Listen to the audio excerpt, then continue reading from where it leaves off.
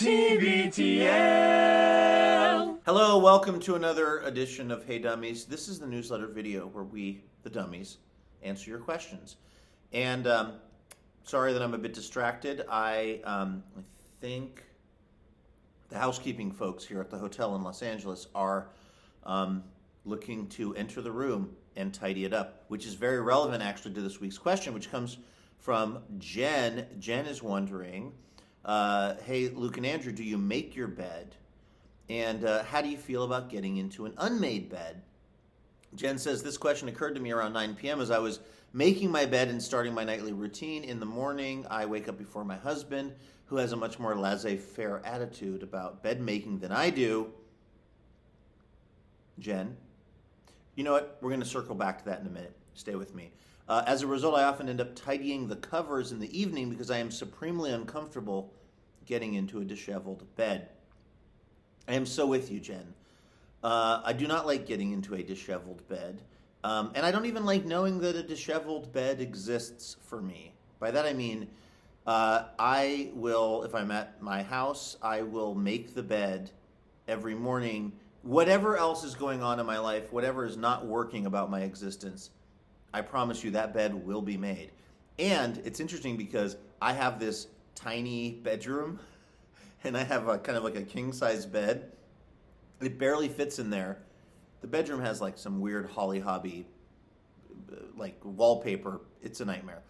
But I have to get on the bed and crawl to the back corner of the bed so that I can fully make it, so that the covers and the comforter and everything, or the duvet, I guess, can be properly tucked over the side of the bed. I do this every morning because it is often the only thing I can control about my life. And if I'm out in the world existing and I know that I'm going back to a bedroom where the bed is unmade, I feel very, very, I don't feel comfortable. And even in here in the hotel, I always ask for housekeeping to come through. I don't need them to clean the bathroom. I don't need much from them except for they have an ability to remake the bed and to like tightly tuck the sheets and everything around the bed so that it's like military, precision. And I love that so much. When I'm, doing my job stuff and I'm making that content, that sweet, sweet content, and it's a long day for me and I am feeling slightly overwhelmed, I know that I can come back to a well-made hotel bed, and it means a lot to me. Now, I think you're letting your partner off the hook, Jen, by describing it as a laissez-faire relationship with bed making.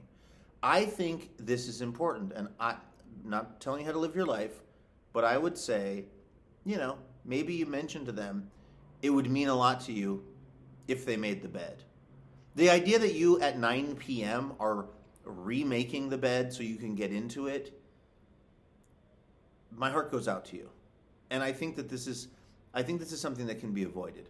I think you need to call your partner in on this bed situation and explain to them that it takes almost no time. It's like a couple of minutes, and it will change your entire experience. Maybe not their experience, but your experience.